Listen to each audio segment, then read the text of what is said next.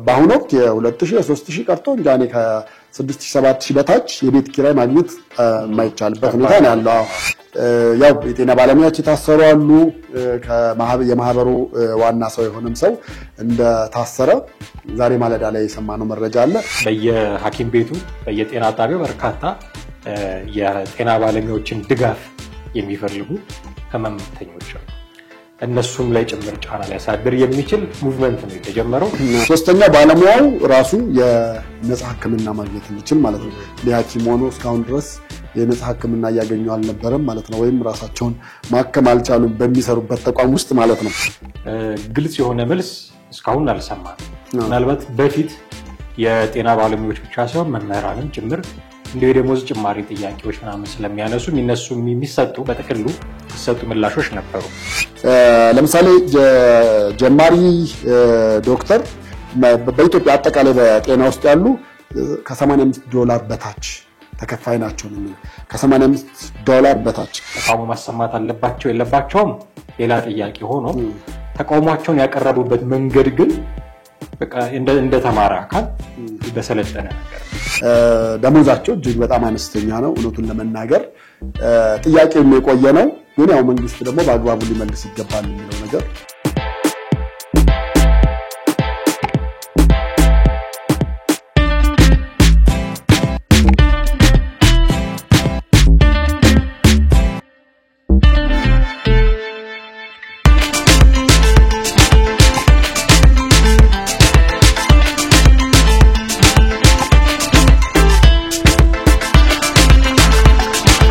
ሰላሳ ዓመታትን ባስቆጠረው አሚባራ ቢዝነስ ግሩፕ ውስጥ ካሉ እህት ድርጅቶች ውስጥ አንዱ ነው አሚባራ ፕሮፐርቲስ። በአይነቱ የተለየው ይህ የአሚባራ ፕሮፐርቲስ ድርጅት 35751 ካሬ ላይ ያረፈ አስደናቂና ግዙፍ ፕሮጀክት ነው። ከዲዛይን ጀምሮ እስከ ግንባታው ድረስ ከዱባይ ከቻይና እና ከደቡብ አፍሪካ የመጡ ዕውቅ ባለሙያዎች ተጠበውበታል። አሚባራ ፕሮፐርቲስ ኢትዮጵያ ውስጥ ካሉ ፕሮጀክቶች በሙሉ በውበትና በጥራቱ ቀዳሚውን ህንጻ እየገነባ ነው። የምንገነባው ህንጻ ሊሴ ገብረ ማርያም ትምህርት ቤት፣ ጥቁር አንበሳ ሆስፒታል፣ ሳይንስና ቴክኖሎጂ ሙዚየም፣ ሸራተን ሆቴል፣ ወዳጅነት ፓርክና ቤተ መንግስት የሚያዋስኑት የመኖሪያ መንደር መሆኑ የተለየን ያደርገናል። የአዲስ አበባን ውብ ስፍራ የተመለከቱና ጤናማውን አየር የማጉ ለመኖር አሚባራ ፕሮፐርቲስ ፍልውሃ ላይ ያሰራ ያለውን ህንጻ ምርጫው ቢያደርጉ በፍጹም አይጸጸቱም። አያድርገውና ህንጻው ላይ የእሳት አደጋ ቢፈጠር የምንጠቀመው ፕሬሸራይዝድ ዎል ሲስተም የህይወቶ ዋስትና ሆኖ ከተፍ ይላል። ፕሬሸራይዝድ ዶር ሲስተማችን ደግሞ የእሳት አደጋው ካንዱ ወለል ወደ ሌላው እንዳይሸጋገር ይጠብቃል። የተፈጥሮ የፀሐይ ብርሃንና በቂ አየር እንደ ልብ እንዲገኝበት ተደርጎ እየተገነባ ያለው ህንጻችን ሌላው ቀርቶ ደንበኞቻችን የራሳቸው የሆኑ ክፍሎችን መጨመር ቢያስቡ ያሻቸውን ሊያደርጉበት የሚያስችል ነው። በብሎኮቻችን መካከል ነዋሪዎች የሚንሸራሸሩባቸው ምቹና ጽዱ ቦታዎች፣ እጅግ ግዙፍ የንግድ ማዕከል፣ በአፍሪካ የመጀመሪያው አርቲፊሻል የበረዶ መንሸራተቻ፣ ጂም፣ ሲኒማ፣ ሬስቶራንት የምንገነባው መንደር ያካተታቸው እርሶን የሚመጥኑ አገልግሎት ማግኛ ስፍራዎች ናቸው። የ44ኛው ፎቅ ነገርማ ይለያል። አዲስ አበባችንን 360 ዲግሪ ለመቃኘት የሚያስችል ልዩ ሬስቶራንት በጥራት ይገኝበታል። ወላዶች ቢኖሩ ድንገተኛ አደጋ ቢያጋጥም ሆስፒታል ስታንዳርድ የሆኑት ሊፍቶቻችን ያለ ችግር ያመላልሰዎታልና በፍጹም እንዳያስቡ። 7 ሙሉ በሙሉ ለመኖሪያነት ብቻ የሚያገለግሉ ብሎኮች፣ አንድ ባለ 44 ወለል የሆነ ሙሉ በሙሉ ለቢሮ አገልግሎት የሚውል ብሎክ፣ 2 ብሎኮቻችን ደግሞ ለንግድና ለሆቴል አፓርትመንት እንዲውሉ አድርገን እየገነባን ነው። ቆሻሻ የሚወገድባቸው ዘመናዊ ሲስተሞች የተገጠሙለት ዘመናዊ መንደር ነውና በንጽህና አጠባበቅ በኩል ጭንቀት ብሎ ነገር አይገጥሞትም። በርካታ የቤት ውስጥ የስፖርት ማዘውተሪያ ስፍራዎችም አሉን። ዋጋውና ያከፋፈል ሁኔታው አሳስቦት ከሆነ የተሻለ ያከፋፈል አማራጭ አቀርበንልዎታል። በ0990 25 7284 ደውለው ያሻውትን ጥያቄ ቢጠይቁን አጥጋቢ መልስ አዘጋጅተን እንጠብቅዎታለን። አሚባራ ፕሮፐርቲስ። ሰላም ጤና ይስጥልን ውድ ቤተሰቦቻችን እንዴት አላችሁ? ሐመር ሚዲያን መከታተል ጀምራችኋል። ወቅታዊ ፕሮግራማችን ላይ እንገኛለን።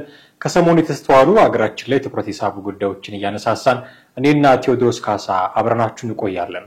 በዛሬው ፕሮግራማችን የጤና ባለሙያዎች ያሰሙትን ተቃውሞና ያስቀመጡትን ቀነ ገደብ አስመልክቶ እንዲሁም ታዋቂ ፖለቲከኞች ከጉዳዩ ጋር ምን አላቸው፣ የመንግስትስ ምላሽ እንዴት መሆን አለበት የሚሉ ጉዳዮችን እየፈታተሽን ጥቂት ቆይታ እናደርጋለን። እስከ ፕሮግራማችን ፍጻሜ ድረስ አብራችሁን ትቆዩ ዘንድ የአክብሮት ግብዣችን ነው። ቻናላችንን ሰብስክራይብ እያደረጋችሁ የደወል ምልክቱን እየተጫናችሁ ሐሳብ አስተያየቶቻችሁንም ደግሞ እየሰጣችሁን ተከታተሉን ዘንድ በአክብሮት ጋብዘናችኋል። ከኛ ጋር ሆኑ። ቴዲ እንዴት ነህ? እንዴት ነህ? ሰላም ነው። ሰላም። የጤናችንን ጉዳይ እናወራለን ዛሬ። የጤናችን ጉዳይ ከቀኑም ጋር እየተያያዘ እንግዲህ እነሱ የሰጡን ቀነ ገደብም እያለቀ ነው። ጉንፋን ቢይዘኝ የት ነው የምታከመው የሚል ጥያቄ መቼም መነሳቱ አይቀርም። የጤና ባለሙያዎቻችን የሥራ ማቆም አድማ ካደረጉ የሚመለከተው ጥቂት ሰው ነው አይደል? በርካታ ሰዎችን እንደምታውቀው በየሐኪም ቤቱ በየጤና ጣቢያው በርካታ የጤና ባለሙያዎችን ድጋፍ የሚፈልጉ ህመምተኞች አሉ። እነሱም ላይ ጭምር ጫና ሊያሳድር የሚችል ሙቭመንት ነው የተጀመረው። ቀነ ገደብ አስቀምጠዋል። ነገ ይመስለኛል አይ ቲንክ የመጨረሻ ቀናቸው። እስከዛ ድረስ ጥያቄዎቻችን ካልተመለሱልን የሥራ ማቆም ለማድረግ እንገደዳለን ብለዋል። በርካታ ጉዳዮችን ማንሳት እንችላለን። እዚህ ላይ ግን ጥያቄዎቻቸው ምንድነው? እሱን አድሬስ ከማድረግ እንጀምር። መቼም ኢትዮጵያ ውስጥ ጥያቄ የሌለው አካል የለም። የጤና ባለሙያዎችም ተመሳሳይ ጥያቄ ያላቸው። ምንድነው ጥያቄያቸው የሚለውን ከማየት እንጀምር እስቲ። እንግዲህ ሁሉንም እያንዳንዱን መልስ አንሰጥም፣ ግን ቢያንስ 12 የሆነ ብዛታቸው 12 የሆነ ግን መደበኛ የሆኑ ጥያቄዎች አሉን ነው ብለው በ12 ነው። ግን ከነዛ መካከል በቃ በጣም ኢምፖርታንት የሆነውና እንደው ተገቢ ነው አይደለም የሚለውንም አድማጭ ተመልካች አይተው እንዲፈርዱ በማለት የተወሰነ አጭር በሆነ መንገድ ነው ያወጣሁት። አንደኛው በነገራችን ላይ የጤና ባለሙያዎች ማህበር አለ። ከዛ አልፎ ደግሞ መልስ 2013 ነበር መጀመሪያ ጊዜ የጠየቁት። ከዛ በኋላ ያ ነገር መልስ አላገኘም በሚል ደግሞ ለአሁኑ ደግሞ የኢትዮጵያ ጤና ባለሙያዎች ንቅናቄ በሚል የተመሰረተ አለና ያ ንቅናቄው እንግዲህ ይሄን አሁን የሚመለሱልን ወይ ደግሞ አሉን ያሏቸውን ጥያቄዎች ያ ንቅናቄው እንዲመራው ተደርጎ ነው የወጣው። ያው የጤና ባለሙያዎች የታሰሩ አሉ። የማህበሩ ዋና ሰው የሆነም ሰው እንደታሰረ ዛሬ ማለዳ ላይ የሰማነው መረጃ አለ። ከዛ በኋላ ደግሞ ወደ አርባ ምንጭ አካባቢው ደግሞ እንደዚህ 3 የጤና ባለሙያዎች ታስረዋል የሚል መረጃዎች ይወጡ አሉ። ጥያቄዎቻቸው አንደኛ ቤት ነው የሚለው፣ ሁለተኛው ነፃ ትራንስፖርት፣ ሶስተኛው ባለሙያው ራሱ የነፃ ሕክምና ማግኘት እንዲችል ማለት ነው። ለሐኪም ሆኖ እስካሁን ድረስ የነፃ ሕክምና እያገኙ አልነበረም ማለት ነው፣ ወይም ራሳቸውን ማከም አልቻሉም በሚሰሩበት ተቋም ውስጥ ማለት ነው። ሌላ ደግሞ በሌላ ዓለም እንደ ኢንሹራንስ ተብሎ ነው የሚጠራው። እነሱ ግን ደህንነቱን ማረጋገጥ በሚል የጠየቁት አለ። ከዛ ውጭ ደግሞ ከሲቪል ሰርቪስ ወጥቶ በቦርድ አስተዳደር እንዲመራ አጠቃላይ የጤናው ዘርፍ በሙሉ ከጤና ሚኒስቴርነት ወጥቶ በቦርድ እንዲመራ የሚል ሐሳብ አንስተዋል። መጨረሻው ያው በቀነ ገደብ አድርጎ ደግሞ መልስ ይሰጠን የሚል ነው። ሲጠቃለል እነዚህ ናቸው አጠቃላይ ጥያቄዎቻቸውና በእርግጥ ነው አንዳንዱ ስታየው የደሞዛቸውን ስኬል ስታየው ትንሽ የሚያሳቅቅ ነገርም አለው። እንግዲህ ዝቅተኛው በወረቀትም እንደማስታወሻ ያስኩት ነገር ነበርና አንዳንዱ ትንሽ እውነት ይሄ ነበር እስካሁን ድረስ የሚከፈላቸው የሚለው ስታየው ያሳዝናል። ለምሳሌ ጀማሪ ዶክተር በኢትዮጵያ አጠቃላይ በጤና ውስጥ ያሉ ከ$85 በታች ተከፋይ ናቸው ነው የሚለው። ከ$85 በታች ስፔሻላይዝ ያደረጉ ደግሞ ከ$100 በታች፣ ሌሎች ደግሞ ከ$71 በታች ነው። ሌሎች ያላቸው እንግዲህ ፋርማሲስቶቹን፣ ላብራቶሪዎቹን፣ እንደገና የአንስቴዚያን ማደንዘዣ የሚሰጡት እነሱን ጨምሮ ባለው ነውና ደሞዛቸው እጅግ በጣም አነስተኛ ነው እውነቱን ለመናገር። ጥያቄው የቆየ ነው፣ ግን ያው መንግስት ደግሞ በአግባቡ ሊመልስ ይገባል የሚለው ነገር ቢሆን ጥሩ ነው። 24 ሰዓት የማይሞላ ጊዜ ነው እንግዲህ የሰጡን። ስለዚህ እንደውም አንዳንድ የማህበራዊ ድረገጾች ላይ የተንሸራሸሩ ያሉት ደግሞ በጣም ስትሮንግ የሆኑ ማስጠንቀቂያዎች ሁሉ ያሉበት ነው። ምን የሚል ነው? ከ5 ከማክሰኞ ጀምሮ ማለት ነው ዛሬ 4 ነው ነገ 5 ከነገ ጀምሮ በጤና ጣቢያዎች በሆስፒታሎች በሪፈራል ሆስፒታሎች ቀጠሮ ያላችሁ እና ተመላላሽ ታካሚዎች እንዳትመጡ ኢመርጀንሲ ብቻ ነው የምናስተናግደው ያን ቀን ሙሉ ለሙሉ ልናቆም እንችላለን የሚል ማስጠንቀቂያ በተለያዩ ድረገጾች እየለቀቁ ነው ያሉት የጤና ባለሙያዎች ማታም እየሰማቸው ነበር አንድ የቲክቶክ ገጽ አላቸውና በብዛት የጤና ባለሙያዎች ተሰባሰቡበት ነው ያለውና እዛ ላይም በርግጥ ያገጽ በፊት የሚያስተናግድ የነበረው የሚገርምህ በዲስታንስ ህክምና ነበር የሚሰማህን የጤና ምልክት ተናገራለህ ከዛ በኋላ እነሱ እዛ ላይ ያሉት ብዙ ስፔሻሊስቶችም አሉ በጣም ሰብ ስፔሻሊስቶችም አሉ ብዙ ዶክተሮች አሉ ብዙ የጤና ባለሙያዎች በተለያየ ዘርፍ ውስጥ ያሉ የጤና ባለሙያዎች ናቸው ያሉት ኦንሊ ዶክተሮችን ብቻ አንጠቅስም እዛ ላይ ያሉት በፊት የህክምና ስራ ነበር የሚሰሩት የጤና ተቋም መሄድ የማይችል ሰው እዛ ላይ ኦንላይን ይገባል ወይ ደግሞ በኮሜንት ሴሽን ላይ ያስቀምጣል ከዛ እነሱ ያነበቡ ካሌ ይሻላል ለካሌ መልስ ሰጠው ይባላል በጣም የባሰ ከሆነ ደግሞ ወደ ጤና ተቋም ሂዱ ብሎ ነበር ይሄ ሰሞን ግን በአጠቃላይ በተለይ 5 ቀን ጀምሮ ሙሉን ያስተናግዱና ያስተላልፉ የነበሩት የጤና ባለሙያዎቹን የጤና ችግርና ፖለቲሳይዝ እንዳይደረግ በምን አይነት መንገድ በጫ መንገድ በምን አይነት መንገድ እንጠብቅ እንጠይቅ በመላው ሀገሪቱ ያሉ እየተሳተፉበት ነው ያሉትና ይሄ ነገር ያው ትንሽ በጨዋ ደንብም ራሱ መልስ ሊሰጠው ይገባል ባይ ነኝ አሁን ጉዳዩን መንግስት የያዘበት ሁኔታን መነጋገሪያ መሆን አለበት ብዬ አስባለሁ ግልጽ የሆነ መልስ እስካሁን አልሰማንም ምናልባት በፊት የጤና ባለሙያዎች ብቻ ሳይሆን መምህራንም ጭምር እንደ ደሞዝ ጭማሪ ጥያቄዎች ምናምን ስለሚያነሱ የሚሰጡ በጥቅሉ የሚሰጡ ምላሾች ነበሩ አሁን በጣም ገፍቷል ነገሩ የጤና ባለሙያዎች በተለያየ መስክ ሆነው እኔ የሚያስቀና አይነት አሁን ተቃውሞ መደረግ አለ ተቃውሞ ማሰማት አለባቸው የለባቸውም ሌላ ጥያቄ ሆኖ ተቃውሟቸውን ያቀረቡበት መንገድ ግን በቃ እንደ ተማረ አካል በሰለጠነ መንገድ ነው የጊዜ ገደብ መስጠት ጥያቄዎቻችን እነዚህ ናቸው ብሎ ግልጽ ማድረግ ከዛ ደግሞ መልሱልን ብሎ መጠየቅ ከዛ ውጪ የኃይል እርምጃ ሲወስዱ አታይም ህዝብ ለማነሳሳት ሲሞክሩ አታይም በጣም ጨዋነት የተሞላበት ጥያቄ ነው እየጠየቁ ያሉት ይሄ ጥያቄ አሁን ከሰሞኑ የማህበራዊ ሚዲያ በጣም ከፍተኛ ትኩረት የሳበ ነው በመንግስት ሚዲያዎች ኦር ሚኒስትሪሙ ላይ ሌሎችም የግል ሚዲያዎችም ላይ ቢሆኑ ያን ያህል ትኩረት አግኝቷል ጥያቄ አለ ያ እንዳለ ሆኖ መቼም ከመንግስት የተደበቀ አይደለም ጉዳዩ እንኳን ይሄን ሌሎች ጉዳዮችም ይሰማል ያውቃል ግዴታውም ነው እሱን ማድረግም ደግሞ ስለዚህ ያውቃል ማለት ነው እስካሁን ያለው ዝምታ ለምንድን ነው ጉዳዩ መንግስት ያያዘበት መንገድ እንዴት ያለ ነው የሚለው መፈተሽ አለብን ምክንያቱም በግልጽ የሰማነው ምላሽ የለም ጠቅላይ ሚኒስትሩ እንዲያሉ ወይ የጤና ሚኒስቴር እንዲያለ ይባሉ ጉዳዮችን አልሰማን እነዚህ ሰዎች ደግሞ ሰራተኞችም ጭምር ናቸውና የሰራተኞች ማህበርም እንዲያለ ሲባል አልሰማን የጤና ባለሙያዎች ማህበር ብቻ ነው ጥያቄዎቻችን እነዚህ ናቸው ብሎ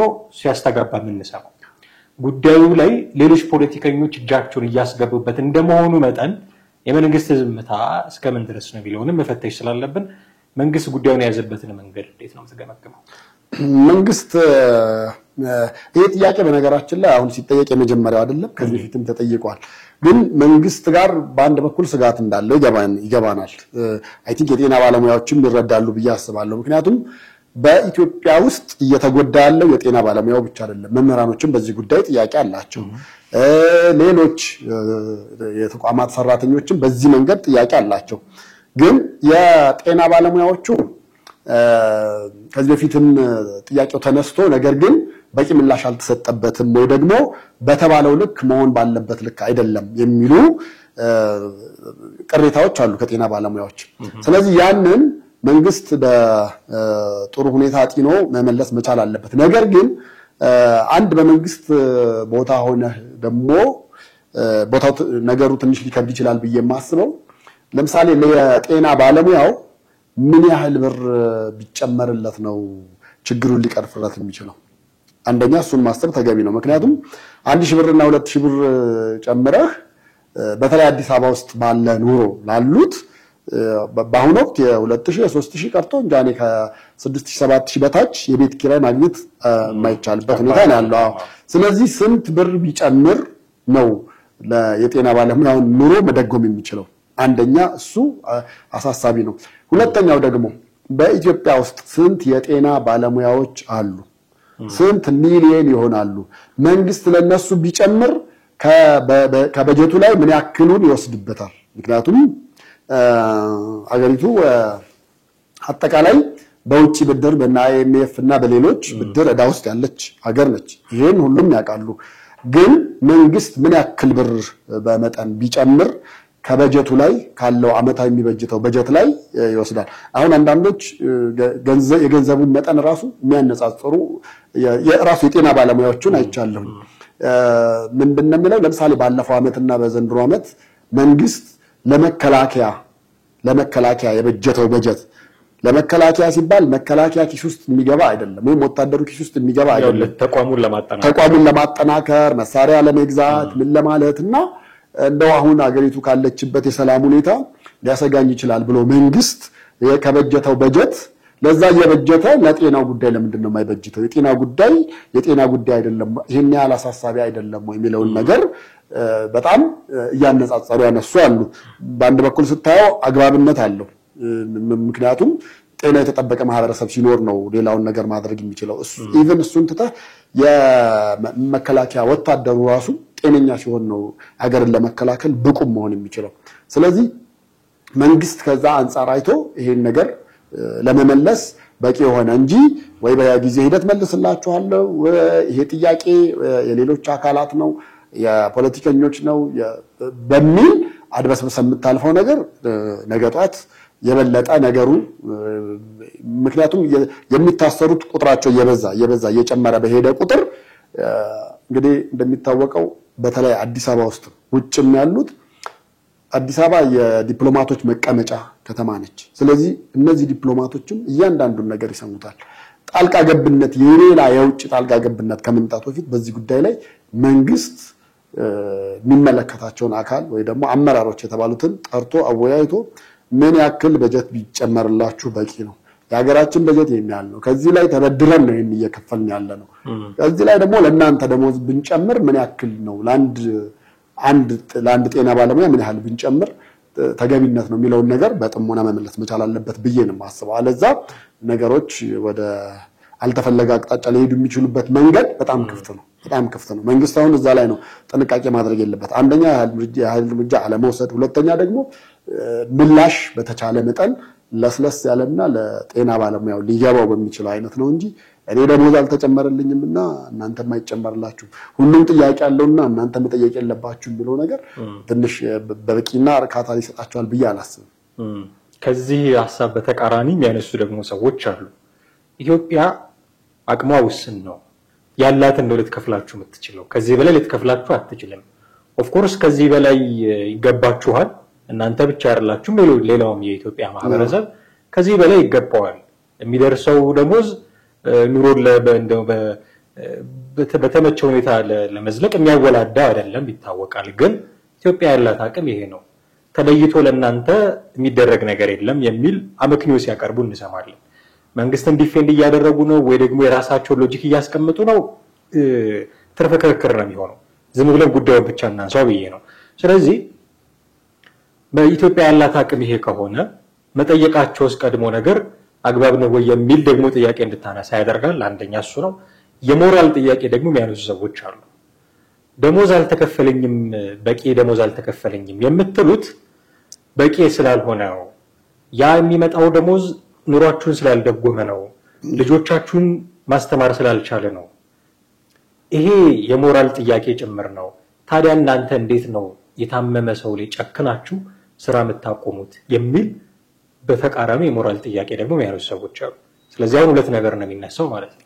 ኢትዮጵያ አቅም የላትም፣ ከዚህ በላይ ልትከፍላችሁ አትችልም። ስለዚህ አቅሟ ሲያድግ ነው የምትከፍላችሁ፣ ወይ ተስፋ ቁረጡም ይመስላል አንዳንድ። ይሄ ነው በቃ አቅሟ፣ ስለዚህ ልትከፍላችሁ አትችልም። ክፈሉን የምትሉት ለልጆቻችሁ ብላችሁ ከሆነ የሌላው ሰው ልጅ አይደለም ወይ? ታሞ ሐኪም ቤት ያለው ሰው እሱ እንደዚህ በሞትና በህይወት መካከል እያለ ስራ ለማቆም የሚያስችል ሜንታሊቲ ከየት አመጣችሁ የሚል የሞራልም ጥያቄ ይነሳል። እንዴት ነው የምናስታርቀው ይሄንን ለማስታረቅ መጀመሪያው ጎረቤት ሀገር ለምሳሌ ኬንያ 2013 እንደዚሁ የ100 ቀን ነው እነሱ የ100 ቀን አድማ አድርገው ነበር።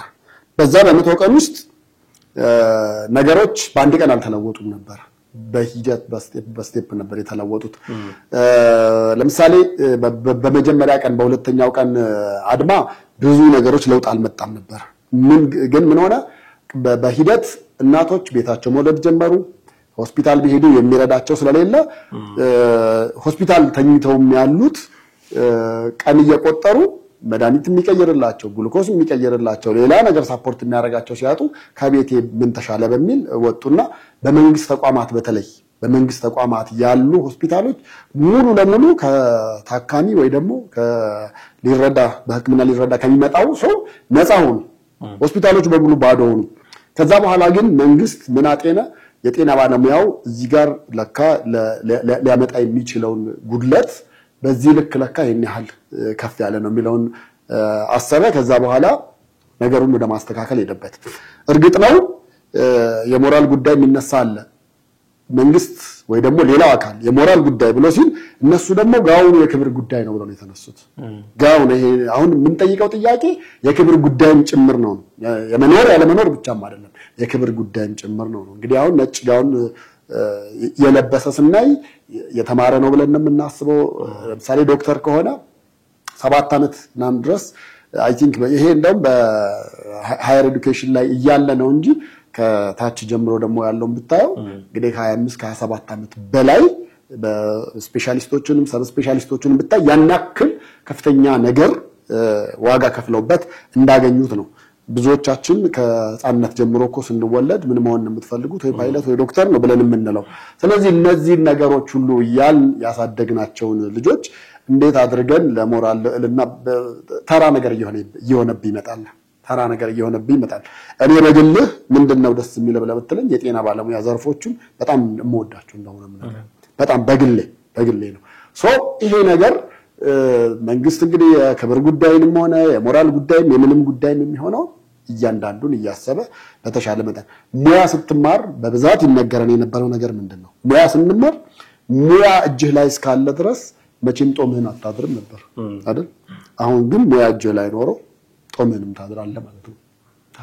ስለዚህ እነዚህ ነገሮች ካልተስተካከሉ ይሄ ነገር መንግስታውን በተለያየ አማራጭ ዝም ሊያስብል ይችላል። ግን ዝምታው ይቆያል የሚል እምነት የለኝም።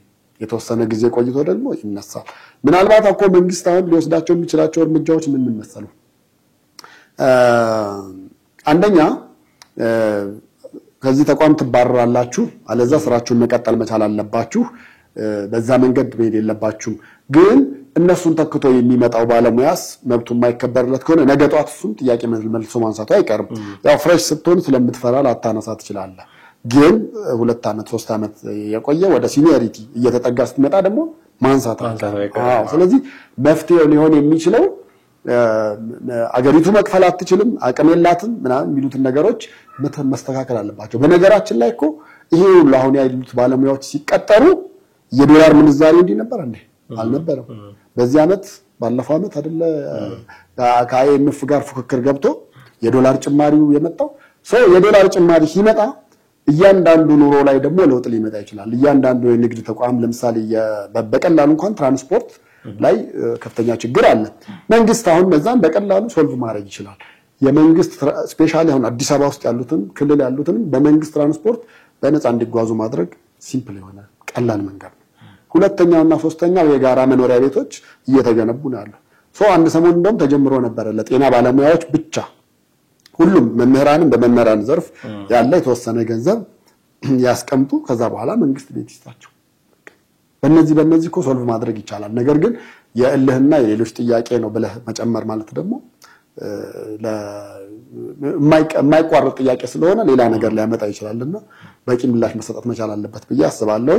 መፍትሄው በእጁ ነው። በነገራችን ላይ መንግስት እየተወያየበት እንደሆነም የተሰማ ነገር አለ። ይሄ ምላሽ ግን ሊመለስ የሚችለው በአስተዳደር በምናምን አይደለም። የፖለቲካል ዲሲሽን ነው የሚያስፈልገው። የፖለቲካዊ ምላሽ ያስልህ የቁርጠኝነትና ፖለቲካው ላይ ያሉ ሰዎች ዲሳይድ ማድረግ የሚችሉ ሰዎች ሊወስኑለት የሚገባ አይነት ነገር ነው እንጂ የጤና ሚኒስቴሯ ፖለቲካ ውስጥ የሌለች ከሆነ እሷን መልሽላቸው ልትል አትችልም። ጤና ሚኒስቴሯ ሚኒስቴር መቅደስ በዚህ መንገድ እንትና ማድረግ ይችላሉ የሚል እምነትም ግምትም የለኝም በኔ በኩልና ይሄ ያው ራሱ ጠቅላይ ሚኒስቴሩ ከፖለቲካው ጋር ካገናኘው መውጫ እንዲሆነ በጣም አጭር ነገር እንድናነሳ ከዚህ እንቅስቃሴ ጀርባ ስማቸውን ደጋግመን እየሰማን ያለናቸው ሁለት አንጋፋ ፖለቲከኞች አሉ። አንጋፋ ኢኔሴንስ ረጅም ጊዜ ፖለቲካ ላይ ስለቆዩ ጃዋር መሐመድ ነው አንጋፋ ፖለቲከኛ ብለን እና ኦቦሌን ጩለታ ይስቁት እኛ ባለንበት ነገር ጥርሳችንን በነቀልበት እንዳይሉን ነው። ሰማው በተነጻጻሪ ወጣት ከሚባሉ ፖለቲከኞች መካከል አንዱ ስለሆነ ብዬ ጃዋር መሐመድም አቶ ታዬ ደንዳም ጉዳዩን በደንብ ያራገቡት ነው። ትክክል ግዴታችን ነው ለነሱ ድምጽ መሆን አለብን ከሚል መነሻ ነው ይሄንን ያደረግነው ነው ያለ ነው የሚሉት እነሱ ግን ሌሎች እቺን ጉዳይ ተጠቅመው ጉዳዩን ለመጥለፍ ፖለቲካዊ ስሜት ለመስጠት እንደውም 4 ኪሎን በመርፌ የሚል ስም ለመስጠት ደርሰው በመርፌ በኩል 4 ኪሎ ለመግባት የሚደረግ ጥረት ነው የሚል ትችት የሚያቀርቡ አሉ። ይሄ ነገር በፖለቲካ ተጠልፏል ብለህ ታምናለህ? አጭር መልስ። አይ ተጠልፏል ብዬ አላምንም። ምክንያቱም ብዙ ነገሮች ይነሳሉ። የህዝብ ጥያቄ መቼም መነሳቱ አይቀርም። መምህራኖችም ሲያነሱ ፖለቲካይዝ ልታረጋው ነው። መከላከያውም ደግሞ የወታደራዊ ተቋም ለምሳሌ ፖሊስ ቢያነሳ ፖለቲካይዝ ልታረጋው ነው። ሁሉ ነገር ወደ ፖለቲካ ወስደን ወይ ደግሞ ፖለቲካ ውስጥ አገናኝተ ነው አይዘለቅም አይሆንም። በቃ ለዛ ነገር በቂ ምላሽ መንግስት ከሰጠ በእርግጠኝነት እነኛ ሰዎች በቃ መልስ ተሰጥቶናል ብለው ከተቀመጡ ፖለቲካ መሆኑ ያበቃል ማለት ነው አይደል? ነገር ግን ምላሽ ካልተሰጠ ልጅህ በየጊዜው ሲጠይቅህ ይሄን ነገር ዳቦ ስጠኝ ሲልህ አንተ ይሄ ነገር የምትጠይቀው ጥያቄ ፖለቲካዊ ነው ምናምን አንድ እንደውም እንደቀልድ የሚነገር ነገር አለ። ስኳር በጣም የጨመረ ሰሞንና አብዛኛው ሰው ግማሹ በባዶ ይጠጣል ግማሹ በጨው ይጠጣልና እስቲ ቡና ስጪኝ አለ ይባላል በአባወራው እና ሚስት ደግሞ አራ ስኳር የለም ስትለው ፖለቲካውን ተውና በጨው ስጪኝ አለ ይባላል። ስለዚህ የስኳር መጨመር ፖለቲካ ሁሉን ነገር ካያያዝ ነው አይሆንም እንደዛ አንደኛ። በሌላ በኩል ያው አቶ ጃዋርን አሁን ከፖለቲከኝነት ወደ ሰብአዊ መብት ተሟጋችነት በብዛት ሲገቡ ያያየናቸው ነው። እንደ እስክንድር ነጋ ያዋጣቸዋል ቢገቡበት ጥሩ ነው ብዬ አስባለሁ በዛው ቢዘልቅበት። ሌላው ግን አሁን ያገራችን አብዛኛው ጥያቄ የሆነ ነገር ሲሆን ወደ ጃዋር የሚሄድበት ነገር ትንሽ የማይጥም ሆኖ ታስበዋል። ለምሳሌ ቤተልሔም የጻፈችው መጽሐፍ ላይ ማንን ያነሳሉ መሰለ? ፓስተር ጻድቁ ጃዋር ጋር ሄደው ምን አሉ አለች ምን አብይ አህመድ እኮ ያስቸገረን ነው ብለው ምንድነው የሚያስቸግረው? ሁሉንም የፕሮቴስታንት እምነት ተከታዮችን አንድ አደርጋለሁ ብለው አስቸገሩ። እኛ የራሳችን የሆነ አቋምና ዶክትሪና ያለንን ቃለ ወንጌልም እንደዛው ሙሉ ወንጌልም እንደዛው በቃ እንደዚህ ብለው የፕሮቴስታንቱን እያንዳንዱን ኢሹ አነሱና ተናገሩ። which means ጃዋር የመጨረሻ የወሳኝ ችሎት የሆነ ፍርድ በቃ ለሱ ጠቅላይ ሚኒስቴሩ እንዲብሎኛልና እባክህ አንተ ዳኛን የሆነ ነገር አድርግልን ወይ ደግሞ አንተ ወስንልን አይነት ነገርና አብዛኛው ወደዛ የመሄድ ነገር ታያለ። አንድም ጃዋርን በሌላ ሳይድ ስታየው የሆነች ኢሹ ካገኘ እዛች ላይ ይገባበታል፣ ዞሮ ይገባበታል፣ ያነሳዋል። ምናልባት ግን እሱ ራሱ ጃዋር መጥቶ እዚህ ሚኒስቴር ቢሆን የነሱን ጥያቄ በምን አይነት መንገድ መመለስ ይችላል የሚለውም ነገር አንድ ነገር ነው። ግን እንዳልከው ነው ጃዋርም ታዬ ደንዳም አሁን የሐኪሞች አጋዥ ኃይል ወይ ደግሞ የነሱ መብት ተሟጋች ሆነው መጥተዋል። ከሰብአዊ መብት ወይ ደግሞ ይገባቸዋል ከሚል እሳቤ ከሆነ ጥሩ ነው። ወይ ደግሞ እንግዲህ ፀሐዩ መንግስት ሊያሳጡ ከሆነም መንግስት በዚህ መንገድ ባረጉ ጥሩ አይደለም ብለው መንግስትን ለመውቀስም ከሆነ መንግስት እዛ ጋር ያለውን ቀዳዳ መድፈን ይቀለዋል ብዬ አስባለሁ። ነገሮችን የሆነ ነገር ሲነሳ ከጃዋር ጋር የሆነ ነገር ሲነሳ ከታዬ ደንዳ ጋር አገር ሲነሳ ከግንቦት 7 ጋር በፊት ኢህአዴግ የሚያደርግ የነበረው ማለት ነው ከቅንጅት ጋር ከምናምን ጋር ማያያዙን ትቶ ወደ ምላሹ እንጂ ፖለቲከኞቹ የምን ጊዜም ስራቸው እሱ ስለሆነ እንግዲህ የትርፍ ጊዜ ስራቸው ነው ብለን አናስብም። ዋና መደበኛ የሙሉ ሰዓት ስራቸው ነው ልክ እንደ ዶክተሮቹ እንደምናምኖቹና በሰው እዛ ላይ ያለውን ነገር መንግስት ቢሰጠው ነገሩ ባጭር መንገድ ሶልቭ ያደርጋል ብዬ አስባለሁና በጣም በውስጥ መስመር እሱም ጃዋር እኮ ያሟሙቀዋል በውስጥ መስመር ላኩልኝ በዋትስአፕ እንደዚህ አድርጉልኝ እያለ እየለጠፈ ያለው ነገር አለ። መንግስት አሁን ያንን ትቶ ለነዚህ ምላሽ ቢሰጥ አንተ ልጅህ እንዳይጮህ የሚበላውን ዳቦ ትሰጠዋለህ እንጂ ጎረቤት ሄዶ አይቶ የመጣውን ነገር ጃዋር ጀርልበት አትሎ አዎ በዳቦ ላይ እኔ እንደዛ አለው ብዬ አላስብም። ምክንያቱም ይሄ የራሱን የቻለ ጥያቄ ነው ማለት ጃዋር ባያነሳው እነሱ መጠየቃቸው አይቀርም። ጃዋር ዝም ቢልም እነሱ ማንሳታቸው አይቀርም። ወይ ደግሞ እንግዲህ እንደ ፓስተር ጻድቁ ደግሞ ፍረደን አንተ ፍረደን ብለው ዳኝነት ከሆነ ሄዱትም ደግሞ ምናየው ይሆናል ብዬ አስባለሁ። በጣም አሪፍ ጥሩ ጊዜ የነበረን ብዬ አስባለሁ። እጅግ አድርጌ አመሰግናለሁ። ውድ ቤተሰቦቻችን እናንተም ከኛ ጋር ነበራችሁ ቆይታ እጅግ አድርገን እናመሰግናለን። የሰሞኑን የጤና ባለሙያዎቻችንን ጥያቄ እንዲህ ገመገምነው። እናንተ ምን ታስባላችሁ? ምን አስተያየት አላችሁ? የሚለውን ደግሞ በስልክ መስመራችን በመደወል አስተያየትን በመጻፍ ደግሞ ልታደርሱን ትችላላችሁ። የዛሬውን እንዲህ አበቃን። በሚቀጥለው ደግሞ በሌላ ርዕሰ ጉዳይ እንዲሆን ጠብቃችኋለን። አብራችሁን ቆይታችሁ ስለተከታተላችሁን እጅግ አድርገን እያመሰገንን እዚህ ላይ እንሰናበታችኋለን። ጤና ይስጥልኝ።